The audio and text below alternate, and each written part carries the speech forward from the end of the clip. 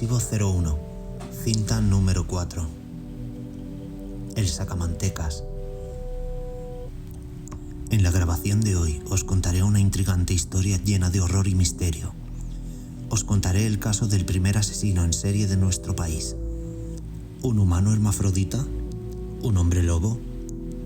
Adéntrate en esta inquietante leyenda que ha sido origen de muchos libros y películas, así como de la historia que comienza ahora. Bajo la iridiscente luna llena de octubre, la pequeña ciudad de Allariz reposaba en una calma engañosa. Una brisa otoñal susurraba leyendas antiguas entre los árboles, reviviendo el temor a un nombre casi olvidado. Manuel Blanco Romasanta. En una casa humilde a las afueras, una muchacha, Lucía, se adornaba con su vestido más encantador, lista para la festividad universitaria que celebraría la noche con risas y danzas. Desconocía al cruzar el umbral que su camino se entrelazaría con el de una bestia de antaño. Mientras la juventud reía y soñaba en la fiesta, Romasanta vagaba, un espectro de un pasado sanguinario, agazapado en las sombras de la sierra. Era la noche de su caza, la luna llena su cómplice. No era hombre ni espectro, sino una bestia desgarradora de carne y alma, con fauces anhelantes de sangre inocente. A medida que la fiesta moría y la música se desvanecía en el aire frío, Lucía se despidió de sus amigos. Sus pasos resonaban en las calles vacías, un tambor que anunciaba su destino. El corazón de Romasanta latía al unísono con el de su presa, un cazador acechando en el silencio. Lucía, ajena a la sombra que se cernía, se detuvo al sentir el viento juguetear con su cabello. Un aullido rompió la quietud de la noche, erizando su piel. Un presagio que su mente racional desestimó hasta que la figura imponente de Romasanta emergió de la oscuridad. La transformación era horrenda. Un torbellino de carne retorciéndose hasta que la humanidad de Manuel dejó paso a la bestia. La adrenalina, fortaleciendo sus piernas, hizo que Lucía, aterrada, echase a correr, pero Romasanta ya era un susurro entre los árboles, una sombra que se deslizaba más rápida que el miedo. Al alcanzarla, el hombre lobo no vaciló. Sus garras encontraron su presa, y el bosque se impregnó de un grito ahogado que se apagó con la misma rapidez con que había nacido. El monstruo, con los ojos inyectados en sangre y los instintos ancestrales al mando, cometió el acto más atroz, arrancando y devorando el corazón de Lucía, dejando su vida latir por última vez en la boca de la bestia. Cuando la aurora rozó las cimas de los árboles, Romasanta yacía desnudo, cubierto de sangre. La memoria de sus actos, una bruma distante. Las campanas del pueblo anunciaban un nuevo día, y con él el hallazgo de una tragedia. La leyenda, una vez más, había cobrado vida. El lobo había cazado, y el hombre había de cargar con el peso del corazón que ya no latía. El final llegó cuando los aldeanos, armados de antorchas y rencor, encontraron a Romasanta, aún aturdido por su transformación. La justicia de los hombres no tardó en caer sobre él, y el hombre lobo de Allariz fue consumido, no por el fuego de las antorchas, sino por el de la venganza y el miedo. Allariz volvió a la calma, con un eco de aullidos perdidos en el viento, y una muchacha que nunca regresaría a casa. Manuel Blanco Romasanta, más conocido en la mitología criminal española como el sacamantecas, se sumergió en la penumbra de la infamia por una serie de crímenes que conmocionaron a la sociedad española del siglo XIX. Los detalles de sus asesinatos, que más tarde admitió y por los que fue condenado, revelaron un modus operandi tan peculiar como horripilante. Romasanta fue acusado de al menos 13 asesinatos, aunque él mismo confesó haber cometido más, algunos de los cuales no recordaba con exactitud. Sus víctimas eran principalmente mujeres y niños, a quienes engañaba con promesas de trabajo en lugares lejanos. Romasanta se aprovechaba de la confianza y la vulnerabilidad de sus víctimas para llevar a cabo sus macabros planes. Los informes de la época describen que, tras ganarse la confianza de sus víctimas, las guiaba a través de los bosques aislados con la excusa de llevarlas a su destino prometido. Una vez, en lugares recónditos y lejos de cualquier ayuda, perpetraba sus crímenes con una brutalidad que sorprendía incluso a las autoridades habituadas a lidiar con actos violentos.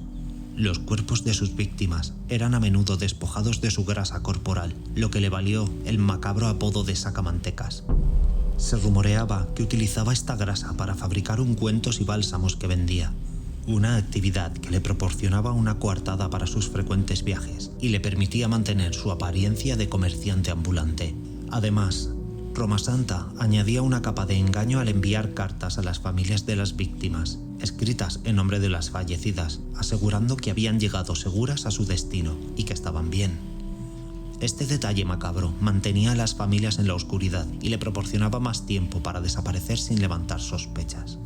El fin de su libertad llegó cuando las autoridades encontraron pruebas contundentes que le vinculaban con los crímenes, incluyendo ropas de las víctimas que intentó vender y documentos que lo identificaban. Su captura puso fin a una ola de terror y misterio que se había apoderado de las regiones rurales de España. El juicio de Roma Santa fue sensacionalista y capturó la imaginación del público, no solo por la brutalidad y el número de los crímenes, sino también por sus afirmaciones de licantropía, lo que le añadió una dimensión sobrenatural y espeluznante a sus ya atroces actos. Esta confesión de transformación en hombre lobo solo sirvió para alimentar el mito y el morbo en torno a su figura, convirtiéndolo en un personaje legendario en la crónica negra de España.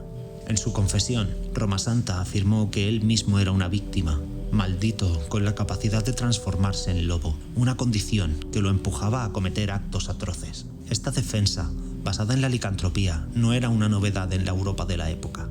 Durante siglos, historias y leyendas sobre hombres lobo habían permeado el folclore de muchas culturas europeas, y España no era una excepción. No obstante, el caso de Roma Santa era único en cuanto a que se presentaba en un contexto en el que la sociedad comenzaba a buscar explicaciones más racionales y científicas a los fenómenos. No obstante, el caso de Roma Santa era único en cuanto que se presentaba en un contexto en el que la sociedad comenzaba a buscar explicaciones más racionales y científicas a los fenómenos.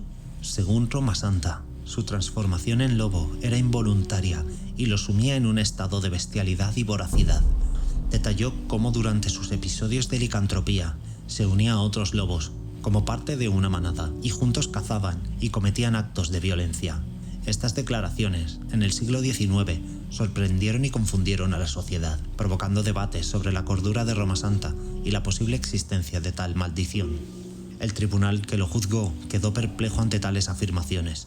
Sin embargo, en lugar de descartarlas como pura fantasía, la corte tomó en serio sus palabras. Quizá debido a la influencia del folclore y las supersticiones que aún estaban muy arraigadas en las zonas rurales. Incluso se llegó a pedir una opinión médica, y el caso atrajo la atención del público y de intelectuales de la época, que debatían sobre la naturaleza de su condición y si la licantropía podía ser una enfermedad mental real. En el imaginario colectivo, la figura de Manuel fue cobrando la forma del arquetipo del hombre lobo, y su caso sirvió para ilustrar cómo el miedo a lo desconocido y lo irracional puede influir en el sistema de justicia. La defensa de licantropía contribuyó a forjar su leyenda, transformándolo en un personaje casi mitológico, cuyo legado va más allá de la historia criminal para adentrarse en el reino del mito y la leyenda. En definitiva, la licantropía de Manuel Blanco Roma Santa es una mezcla de mito, psicología y realidad histórica que complicó su juicio, fascinó a la opinión pública y dejó una marca indeleble en el folclore español. Su historia es un ejemplo temprano de cómo las creencias sobrenaturales pueden entrelazarse con la justicia penal, dando lugar a un caso que sigue siendo objeto de fascinación y estudio. Roma Santa fue condenado a la pena de muerte en 1853 por sus crímenes, pero debido a su alegación de licantropía y fascinación que esto generó, la reina Isabel II intervino y conmutó su sentencia a cadena perpetua. Finalmente, Manuel falleció en prisión en 1863, dejando tras de sí un legado oscuro y una historia que se entremezcla con la mitología y la leyenda, desafiando las nociones contemporáneas de psicología y criminalística. ¿Y tú? ¿Crees en los hombres lobo? ¿Crees que Roma Santa estaba realmente bajo la maldición del hombre lobo? ¿O que solo estaba enfermo? ¿Te has planteado la existencia de hombres lobo, vampiros, brujas u otros seres? Espero que hayas disfrutado de esta grabación. Te espero en la próxima.